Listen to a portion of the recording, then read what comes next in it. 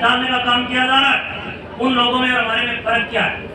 अरे हम लोग पीएचडी करके बैठे हैं, हम लोग दिल्ली तक के छात्र हैं, अरे हम लोग एमए डेवलपमेंट करने वाले लोग हैं, और हम लोग इन चीजों को प्रमोट कर रहे हैं। ये मैं तो नहीं कर सकता, इसलिए मैं नीचे रहे। बंधुओं, विद्यालय परिवार की कोई गलती नहीं है इसमें।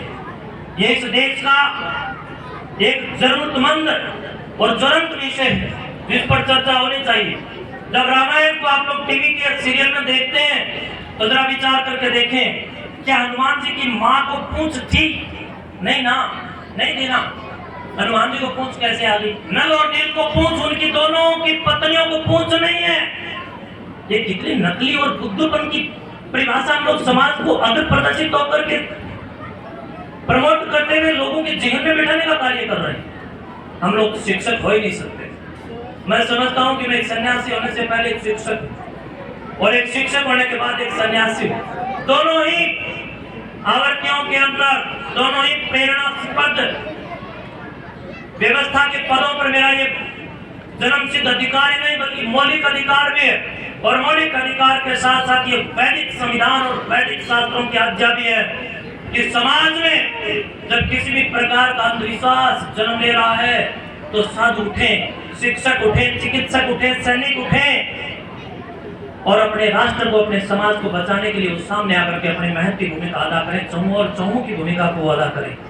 बंधुओं, अंधविश्वास फैला करके घर और परिवारों को शिक्षा से दूर ले जाकर के पिछले दिनों के अंदर आप लोगों ने देखा होगा कि हरियाणा प्रांत के मोखरास गांव में और नजदीकतम भिवानी जिला के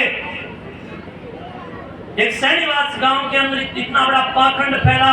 और आज टीवी के ऊपर आप देख सकते हैं कि सनातन धर्म की आड़ में पाखंडों का बड़ा बोलबाला, कहीं करौली सरकार के नाम पर, कहीं बागेश्वर सरकार के नाम पर इस देश को गलत और बेवकूफ बनाने के सिवाय और कोई वो कार्य नहीं है। जहां लोगों को धर्म की आड़ में गंदगी दिमागों के अंदर प्रतिष्ठित करने का कार्य किया जा रहा है, बंधुओं ऐसे लोगों से बचें। हम लोग उस समाज के संवाद, समाज में विपरीत परिस्थितियों के अंदर पूरे विश्व को 1,96,08,53,123 वर्ष प्राचीन समय से लेकर के अब तक दूसरों को शरण देने का कार्य किया, सर्वे भवन्तु सुखिनः का संदेश देने का कार्य किया, क्रन्वन्तु विश्वमार्यं का संदेश देने का काम किया।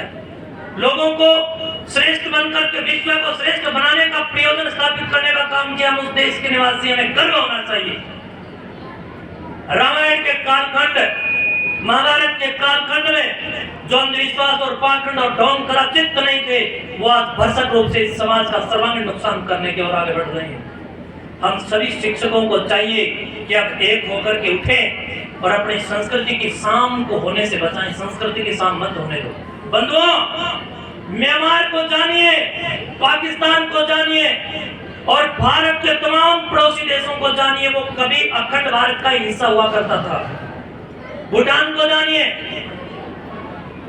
और नजदीकतम जितना भी हमारा भूभाग जिसके अंदर अखंड भारत का एक चित्रांकित है। गूगल, अभी मैं तो बैठ करके देख रहा था मेरे सामने, यहाँ पर ये तो विद्यार्थियों के चित्र लगे हैं।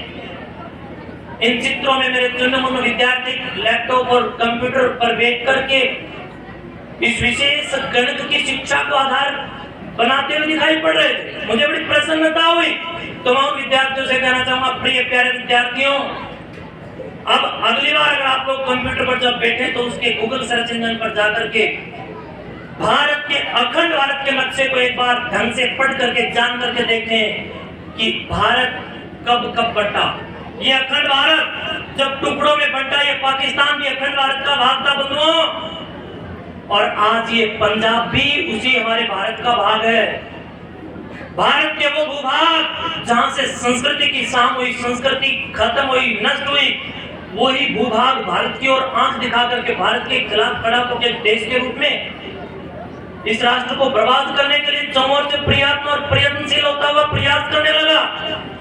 और वो दिन भी दूर नहीं है जब पंजाब के किसी क्षेत्र के अंदर संस्कृति जब लुप्त होती हुई दिखाई दे रही है, तो वहां पर एक अमृतपाल नामक संस्कृति विरोधी, भारत विरोधी एक गद्दार खड़ा होकर के भारत के खिलाफ भरसक प्रयास करने की तैयारी और खालिस्तान की मांग करने वाला दूसरा पिंडरा वाला बनकर के उभर रहा है।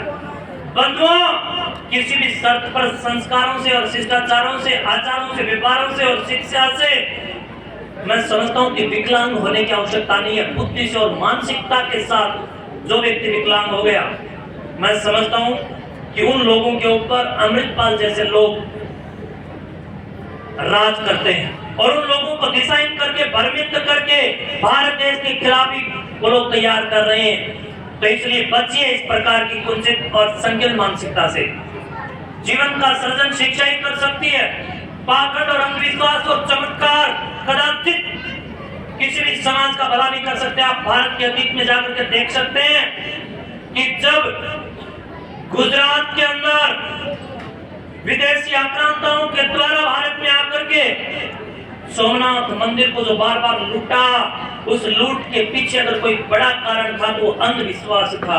इन्हीं पाखंडों की वजह से इस देश को, हमारे इस आर्यवर्त श्रेष्ठ राष्ट्र भारत को बार बार इन लोगों ने लूट करके विदेशों में रख दिया। बाबर की क्या हिम्मत है कि वो भारत को लूट सकता? भारत को बारूद ने लूटा, किसी बाबर ने नहीं। यानी हमारे देश के अंदर उस समय सशक्त राजनीति के पास सशक्त हथियारों की कमी थी। वो लोग घोड़ों पर चल करके युद्ध कर रहे थे और हमारे राजा हाथियों पर चल करके युद्ध कर रहे थे। हाथी जब तक 2 किलोमीटर पार करे तब तक घोड़ा 150-200 किलोमीटर पार कर जाए।